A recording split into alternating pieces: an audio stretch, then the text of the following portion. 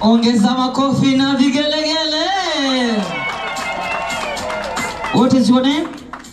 My name is Joshua. Mzazi wa Joshua, simama popote ulipo. Mzazi wa Joshua, weka makofi na vigelegele. Na ninaomba wazazi mjipange kuanzia kesho, kazi mnayo nyumbani.